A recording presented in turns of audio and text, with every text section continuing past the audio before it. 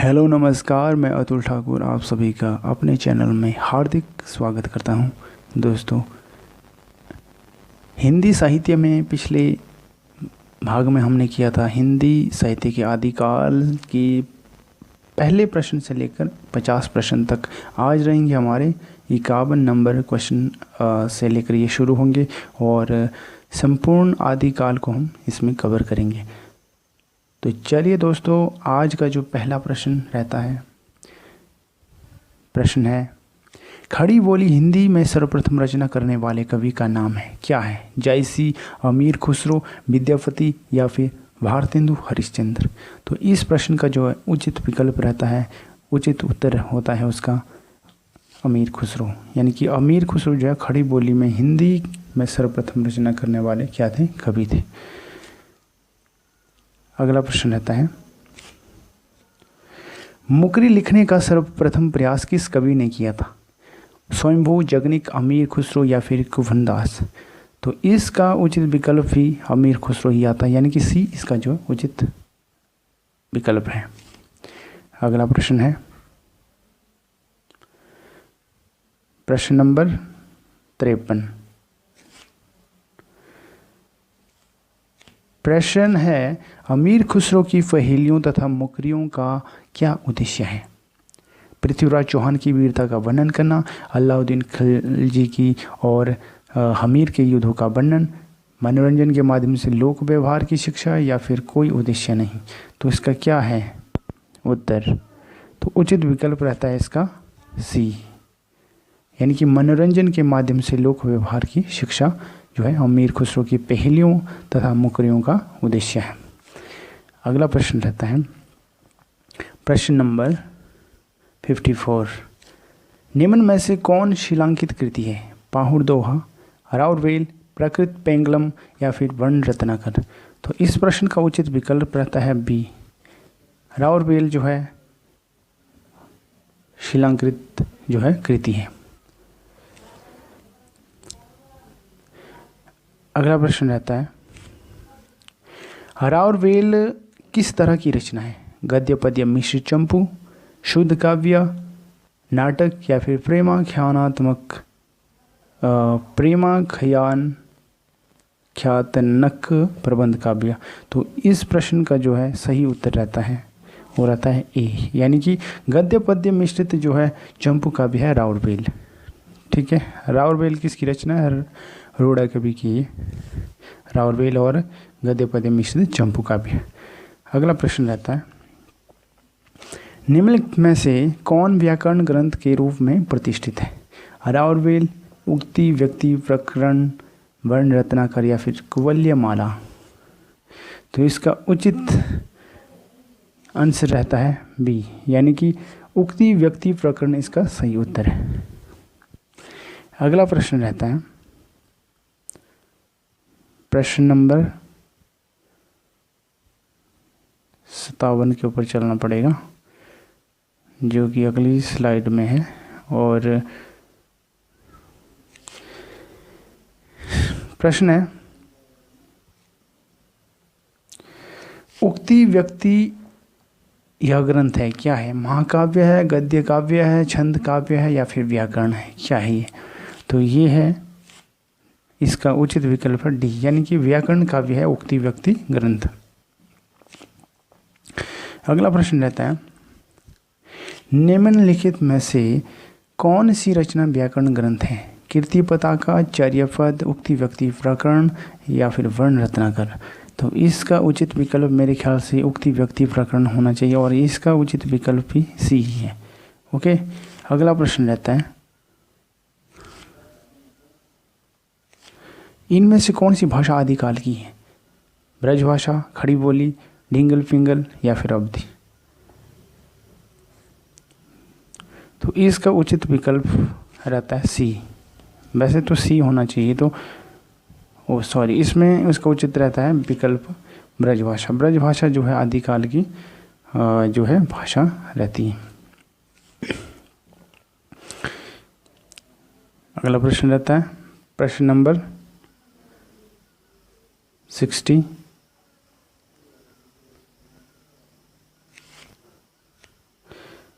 रासो ग्रंथ किस भाषा में लिखे गए थे? खड़ी बोली, ब्रज भाषा, अवधी भाषा या फिर डिंगल पिंगल में?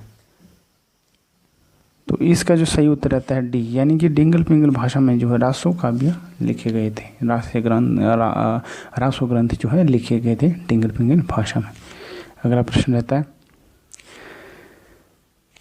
चारण साहित्य जो है किस साहित्य का दूसरा नाम है? सिद्ध साहित्य का, नाथ साहित्य का, जैन साहित्य का या फिर रासो साहित्य का? तो चारण साहित्य पूछा गया है, तो इसका जो सही उत्तर रहता है वो रहता है डी, यानी कि रासो साहित्य को जो है चारण साहित्य दूसरा नाम इसका है। अगला प्रश्न रहता है प्रश्न नंबर 62, निम्नलिखित में से कौन 84 सिद्धों में नहीं है? विरूपा, कहप्पा, शरणधर और कुकुरिपा? तो इसका सही उत्तर रहता है 84 सिद्धों में नहीं है, तो शरणधर जो है 84 सिद्धों में नहीं है। बाकी विरूपा, कहप्पा, कुकुरिपा ये जो है 84 सिद्धों में आते हैं।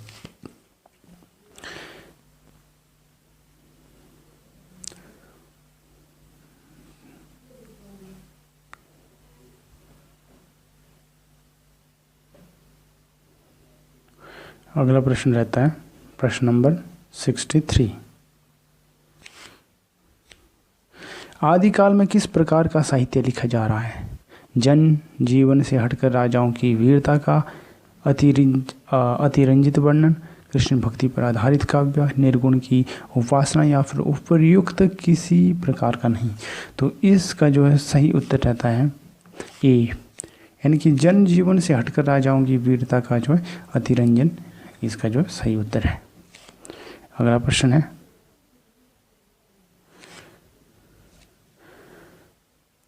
वीर गाथा कालीन रासो काव्य में निम्नलिखित में से किस विषय का वर्णन नहीं है?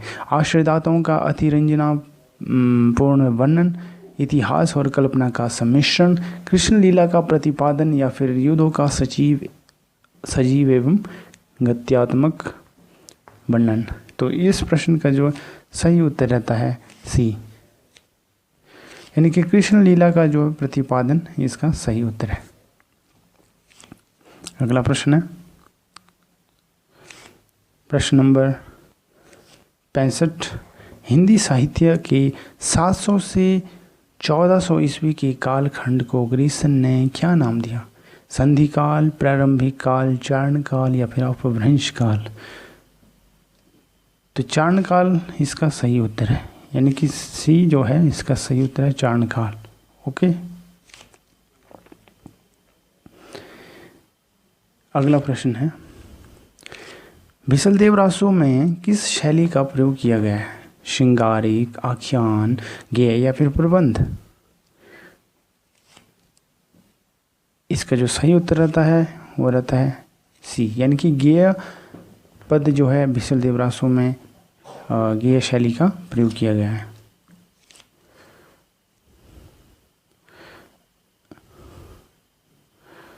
अगला प्रश्न है 67 नंबर, भिसलदेव रासो के रचयिता है कौन है?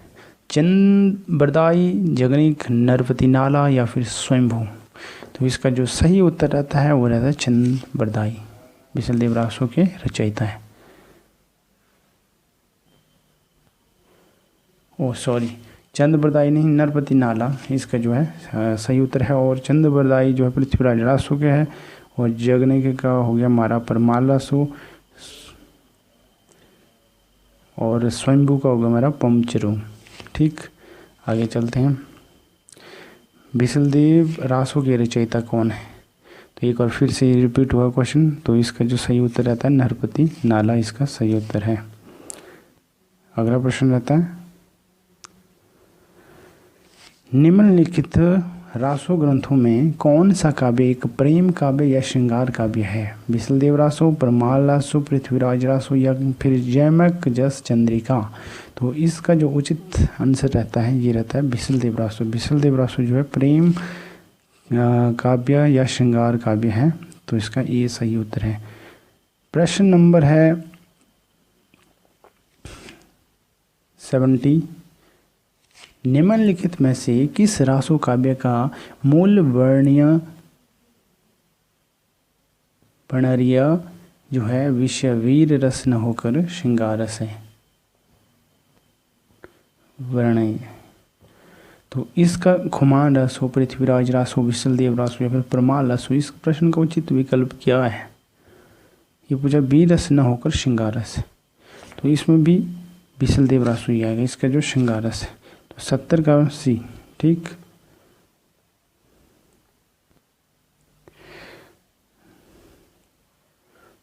अब चलते हम 71 नंबर क्वेश्चन के ऊपर, जो कि प्रश्न है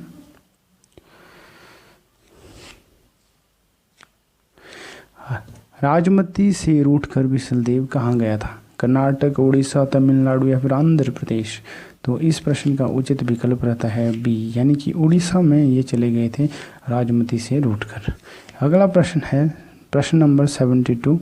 क्या कहता है ये? किस रासो ग्रंथ को आलाखंड के नाम से जाना जाता है? चंद्रबरदाई का पृथ्वीराज रासो, नरपति नाला का विशलदेव रासो, जगनिक का परमाल रासो या फिर दलपति विजय का खुमान रासो? तो इसका सही उत्तर है सी, जगनिक का परमाल रासो को आलाखंड के नाम से जाना जाता है, तो सी इसका उचित विकल्प है। अगला प्रश्न रहता है प्रश्न नंबर 73। कहता है कि उत्तर प्रदेश में आलाखंड के नाम से कौन सा काव्य प्रचलित है? हमीर रासो, परमाल रासो, पृथ्वीराज रासो या फिर खुमान रासो? तो इसका जो उचित विकल्प है परमाल रासो, जो कि जगनिक ने लिखा था और आलाखंड के नाम से भी इसे जाना जाता है।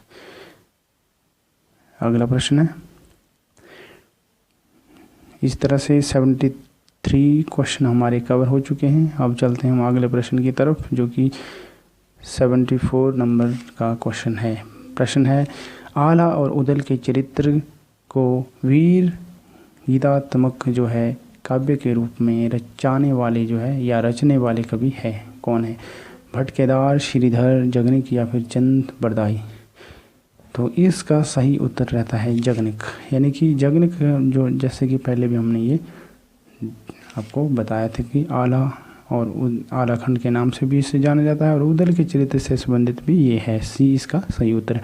अगला प्रश्न है आलाखंड नाम जो है काव्य ग्रंथ का दूसरा नाम क्या है? तो इसका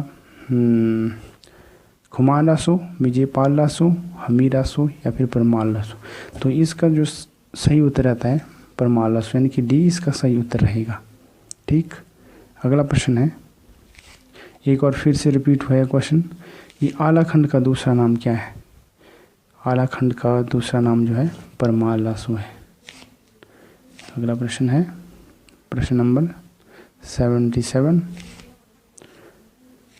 परमाल रासो काव्य कृति के कवि का नाम है क्या है? तो इसका उचित विकल्प रहता है जगनिक। जगनिक ने जो है परमाल रासो लिखी थी। अगला प्रश्न रहता है आला और उदल नामक दो वीर सरदारों की वीरता पूर्ण लड़ाइयों का वर्णन मिलता है, किस में मिलता है? परमाल रासो, पृथ्वीराज रासो, खुमान रासो या फिर हमीर रासो में? तो इसका जो उचित विकल्प रहता है परमाल रासो। ये बार बार रिपीट हो रहा है ये प्रश्न। अगला प्रश्न है प्रश्न नंबर 79। कवि जगनिक की रचना का नाम है क्या है? खुमान रासो, मेघावती, आलाखंड या फिर पद्मावती? तो इसका जो है सही उत्तर रहता है खुमान रासो, यानी कि ए इसका सही उत्तर है। ए नहीं, सी इसका जो सही उत्तर आलाखंड जो है जगनिक के रचना को कहा जाता है।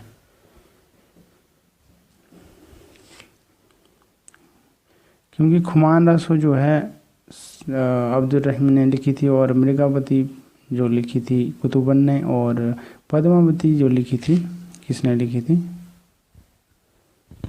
मलिक मोहम्मद जायसी ने लिखी थी। तो इसका जो उचित विकल्प है आलाखंड ही रहेगा।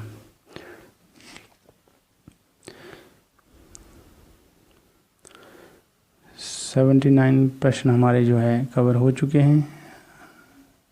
चलते हम अगले प्रश्न की तरफ। प्रश्न नंबर 80 परमार लासु के लेखक हैं। ये बार बार रिपीट हो रहा है, तो इसका जो सही उत्तर रहता है जगनिक। ठीक, अगला प्रश्न है 12 वर्ष ले कुकर जिए, ओ 13 ले जिए सियार, वर्ष 18 छत्री जिए, आगे जीवन को अधिकार। किस विधा की रचना है? सोहर, कजली, विरह या फिर आला। तो इसका जो उचित विकल्प रहता है डी, यानी कि आला इसका सही उत्तर है। ठीक, अगला प्रश्न है वीरगाथा काल के प्रसिद्ध प्रबंध काव्य का क्या नाम है? पद्मावत, पृथ्वीराज रासो, कमायनी या फिर रामचरितमानस। वीरगाथा काल के प्रसिद्ध प्रबंध का नाम जो है वो है बी, यानी कि पृथ्वीराज रासो इसका सही उत्तर है। अगला प्रश्न रहता है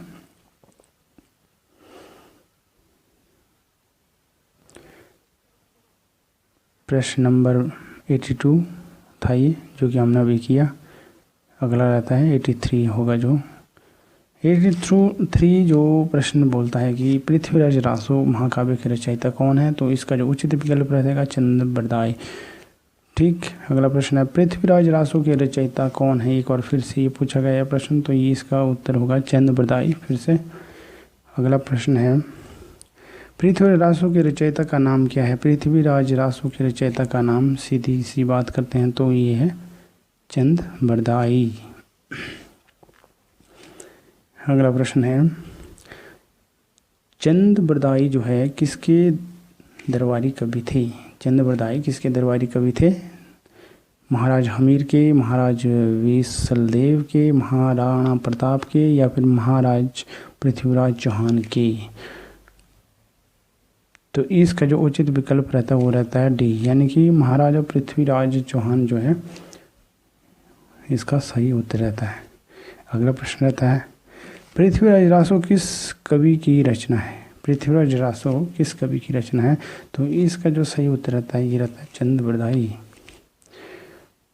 अगला प्रश्न है हिंदी का प्रथम महाकाव्य किस रचना को माना जाता है? हिंदी का प्रथम महाकाव्य जो है पृथ्वीराज रासो को माना जाता है।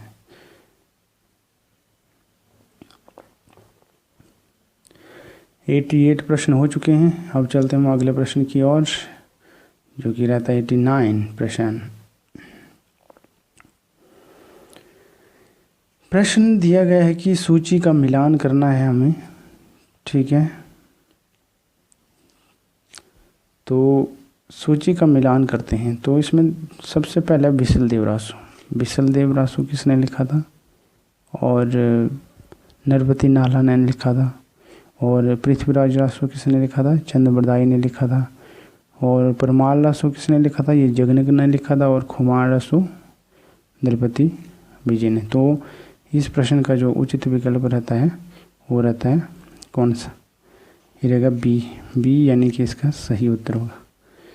अगला प्रश्न है 90 क्वेश्चन जो है 90 क्वेश्चन है खुमान रासो की रचयिता है कौन है? 10 आएगा इसमें जो दलपति विजय। अगला प्रश्न रहता है जो कि 91 नंबर क्वेश्चन है आदिकालीन हिंदी काव्यधारा में उपलब्ध नहीं है। क्या नहीं है? जैन साहित्य, सिद्ध साहित्य, सिख साहित्य या फिर नाथ साहित्य। कौन सा नहीं है? तो सिख साहित्य नहीं आता है, बाकी सभी आते हैं। सिद्ध, नाथ और जैन ये सारे के सारे आते हैं। ठीक है, तो सी इसका उचित विकल्प होगा। और अगला प्रश्न रहेगा हमारा 92 प्रश्न है संवत 1050 से 1375 यानी कि 1375 की कालावधि में लिखे गए हिंदी साहित्य का वीरगाथा काल के रूप में नामकरण किसने किया था? तो इसका सीधा सा आंसर आता है आचार्य रामचंद्र शुक्ल ने वीरगाथा काल जो है नाम दिया था आदि काल को।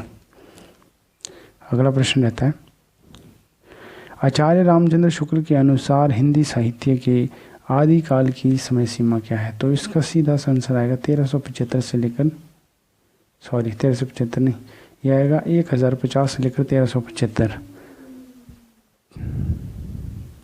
तो ए इसका उचित विकल्प होगा।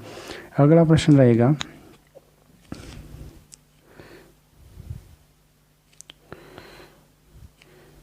निम्नलिखित में से कौन वीरगाथा काल की रचना नहीं है? संदेश रासक, जयमक, जस चंद्रिका, आलाखंड या फिर भक्तमाल। तो कौन नहीं है वीरगाथा काल की रचना? संदेश रासक ये तो है, आलाखंड ये भी है, और भक्तमाल तो नाभादास ने लिखा था। वीरगाथा काल की रचना नहीं है। जयमक, जस चंद्रिका, मधुकर।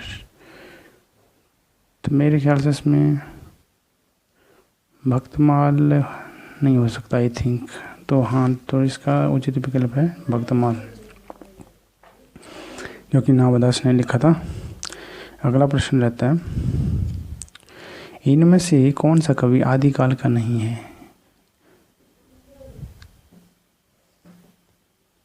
आदिकाल का कवि नहीं है।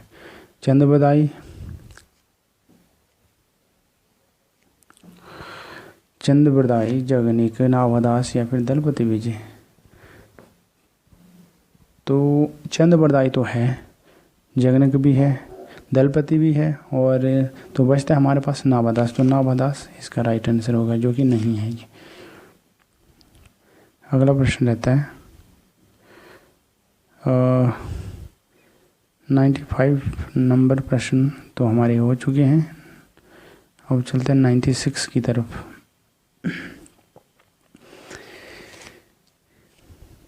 इनमें से कौन सी रचना आदिकाल की है? आदिकाल की सूर सागर, विद्यापति पदावली या फिर बीजक या फिर भ्रमर गीत। तो इसका जो सही उत्तर रहता है वो रहता है बी, यानी कि विद्यापति पदावली जो है रचना आदिकाल की है। ठीक।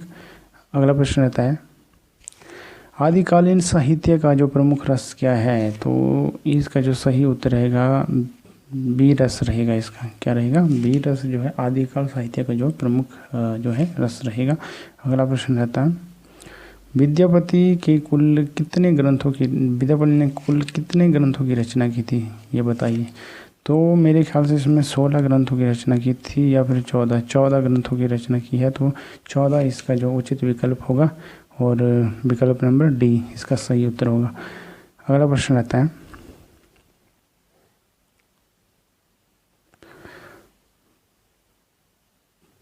विद्यापति के पद किस भाषा में रचित है? विद्यापति के पद किस भाषा में है? तो मैथिली भाषा इसका उचित विकल्प होगा। अगला प्रश्न है प्रश्न नंबर 100,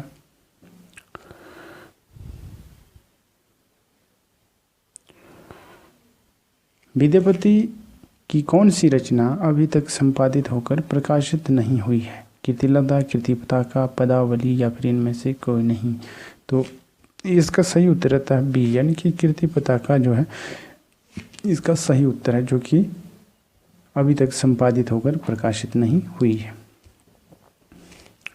अगला प्रश्न है प्रश्न नंबर 101, विद्यापति इनमें से किस रचना के आधार पर मैथिल कोकिल कहलाए?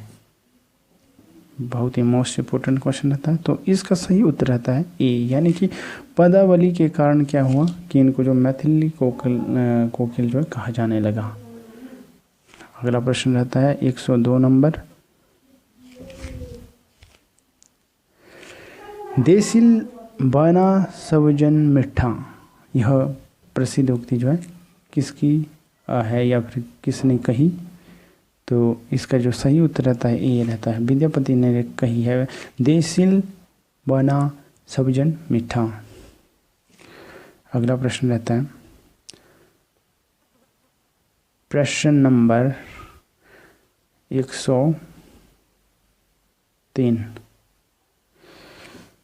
प्रश्न नंबर 103 क्या कहता है कि इनमें से कौन सा कवि अभिनय जयदेव की उपाधि से विभूषित है? तो इसका सीधा सा उत्तर आएगा विद्यापति को अभिनव जयदेव भी कहा जाता है।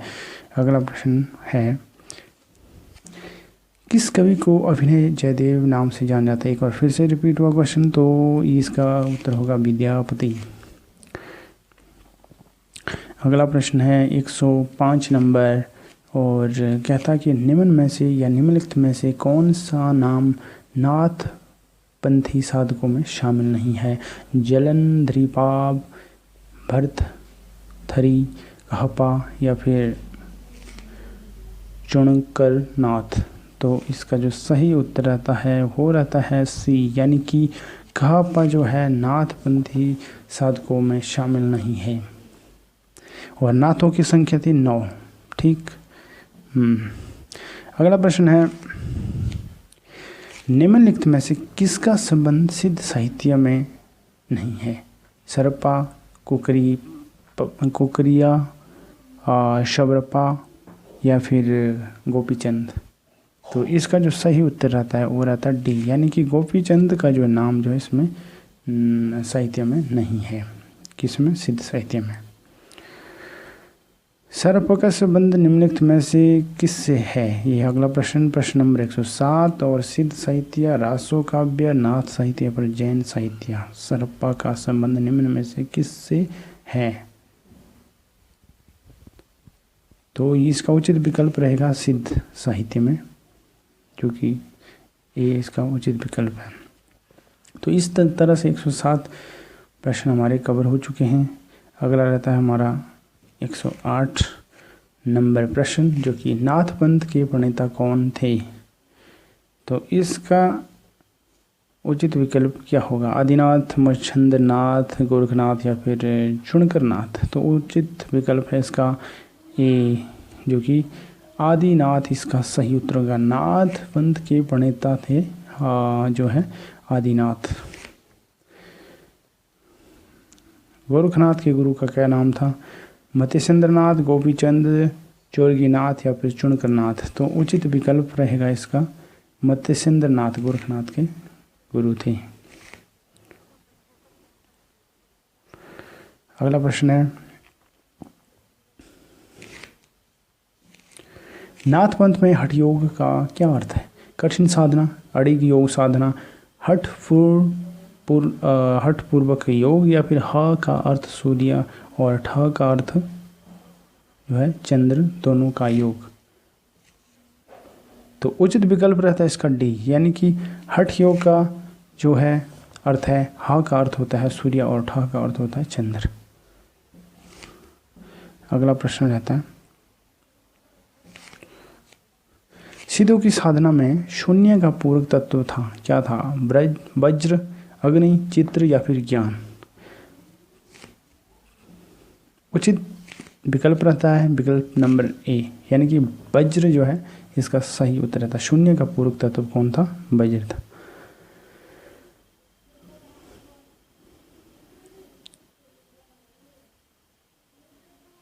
एक 111 प्रश्न हमारे कवर हो चुके हैं, और आज के प्रश्न हमारे ख़त्म होने जा रहे हैं, जो कि आदिकाल से संबंधित है। तो इसमें जो सेकंड लास्ट क्वेश्चन रहता है वो रहता है सिद्ध कवियों द्वारा प्रयुक्त भाषा को कहा जाता है, क्या कहा जाता है? डिंगल, अपभ्रंश, अवट या फिर संघा। उचित आंसर रहता है इसका डी, यानी कि संघा भाषा जो है रहता है इसका नाम जो है सिद्ध कवियों द्वारा प्रयुक्त भाषा को कहते हैं। अगला प्रश्न रहेगा निम्नलिखित में से सिद्ध साहित्य के विषय में कौन सा कथन सत्य नहीं है? बोलिए। सिद्ध साहित्य का जो झुकाव सहज साधना की ओर है, सिद्ध साहित्य के प्रथम कवि सरप्पा है, सिद्ध साहित्य की रचना चर्यापद तथा दोहों में हुई है, और सिद्ध साहित्य का प्रणय पिंगल भाषा में हुआ है। सत्य नहीं है ये ढूंढना है इनमें से। तो इस प्रश्न का उचित विकल्प रहता है डी, यानी कि सिद्ध साहित्य का प्रणयन पिंगल भाषा में हुआ है, ये इसका सही उत्तर है। तो इस तरह से आदिकाल के जो है संपूर्ण प्रश्नों को आज हमने इस वीडियो के माध्यम से कवर किया है। तो आई होप वीडियो आपके लिए हेल्पफुल रही होगी, जो कि आदिकाल से संबंधित थी। धन्यवाद।